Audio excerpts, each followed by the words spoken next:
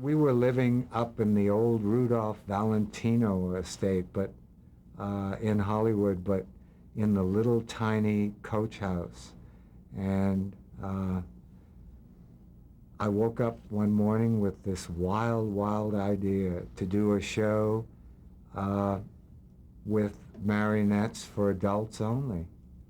And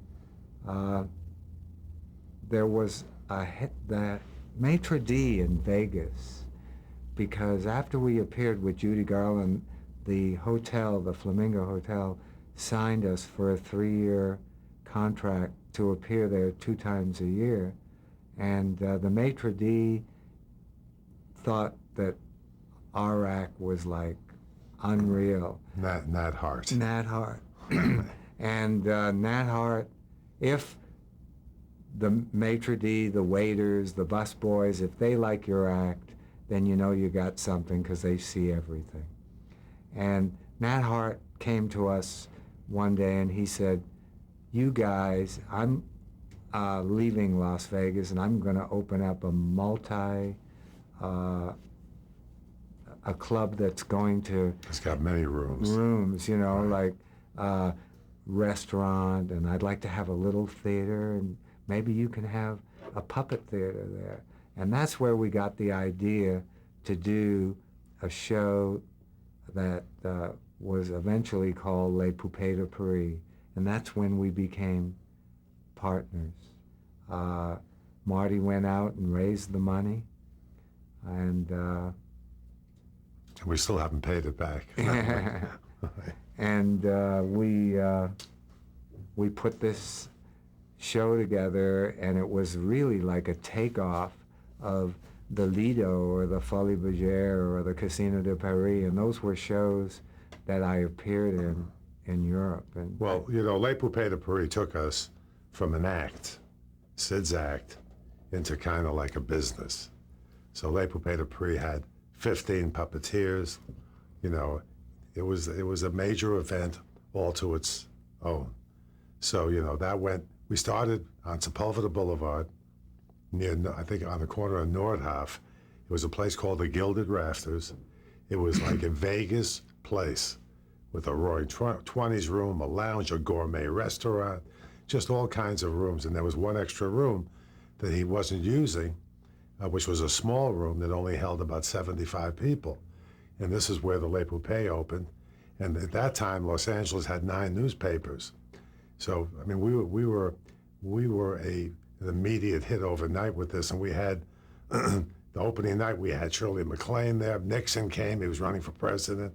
You know, there was a whole bunch of people that showed up that were rather famous. Walter Winchell showed up. Right. He came from New York, yeah.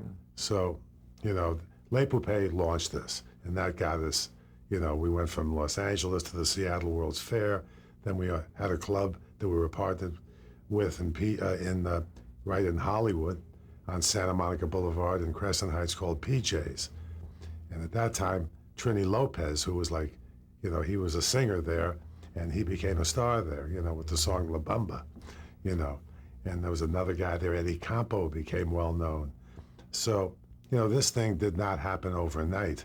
This thing, you know, took a lot of The Seattle World's time. Fair, the Seattle World's Fair on opening day, we had a beautiful theater. They sponsored our show, and they put the audience on a turntable. And when you came into the theater, you were sitting in a French garden, and then suddenly when the show started, they revolved the whole theater, and that was the first revolving theater ever. And girls came out of the ceiling, and a 36-piece orchestra came up on an elevator, all puppets. Right. And on opening day, the president was supposed to cut the ribbon. That was President Kennedy. And there was a big crisis, and he didn't show up, so Billy Graham cut the ribbon that day. And because we were sponsored by the fair, Billy Graham was ushered into our theater to see our first performance. And the biggest feature of the show was when the show was over, and the show was like amazing. It took 3 months to install, and it had elevators and an ice rink and swimming pool, and the stage was 40 foot long. And like Marty said, we had 15 puppeteers, and so That's why we haven't paid anybody back.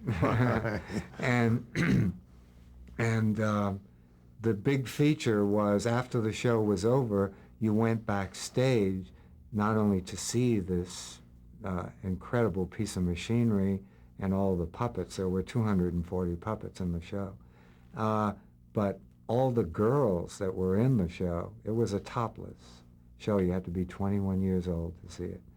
And all the girls were in their dressing room. And so you got to see all Puppets. the girls, all puppets. Well, Billy Graham went storming out after the show was over and refused to come backstage. And that night, he had a huge rally of 100,000 people, and he said, you've got to come to Seattle. It's the most beautiful city in America, and the fare is fantastic. But he said, don't go see a show called Les Poupées de Paris, because the women don't wear bras. He didn't say puppets.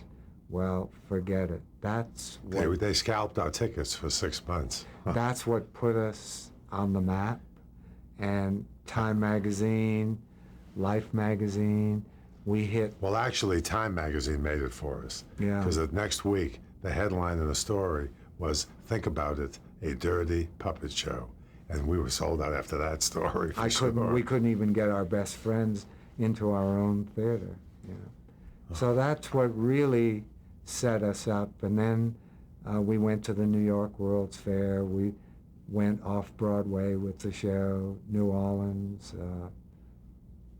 San Antonio, and it was a huge life for us, that show.